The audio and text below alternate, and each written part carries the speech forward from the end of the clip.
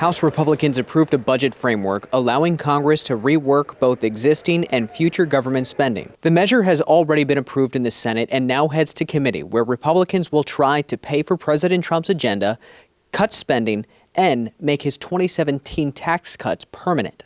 To restore American energy dominance, to grow our economy, and to make a generational investment in our border security, and also make sure that we are ready militarily to deal with any of the threats that the country faces around the world. There were a couple dozen Republicans who were prepared to vote no on the package because they didn't think it's fiscally responsible. They changed their minds when Senate Majority Leader John Thune and Speaker Johnson announced a commitment to find at least $1.5 trillion in savings over the next 10 years. If that doesn't happen, those opposed say they'll stop the package from becoming law before the final vote. I promise you'll have not just me, you'll have 30 people that won't vote for it. There's things we can do, quite frankly, to grind this place to a halt if anybody tries to screw us. The most extraordinary of all promises, passing a bill that doesn't add to the $36 trillion national debt.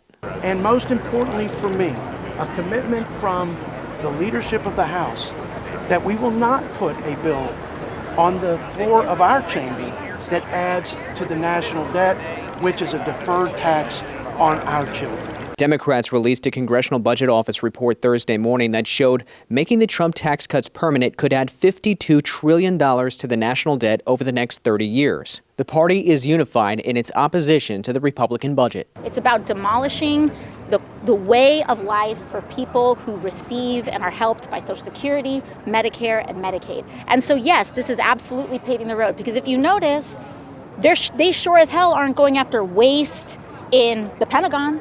They sure as hell aren't going after waste where we know the Pentagon has not passed a single audit. We're going to spend $100 trillion in the next 10 years.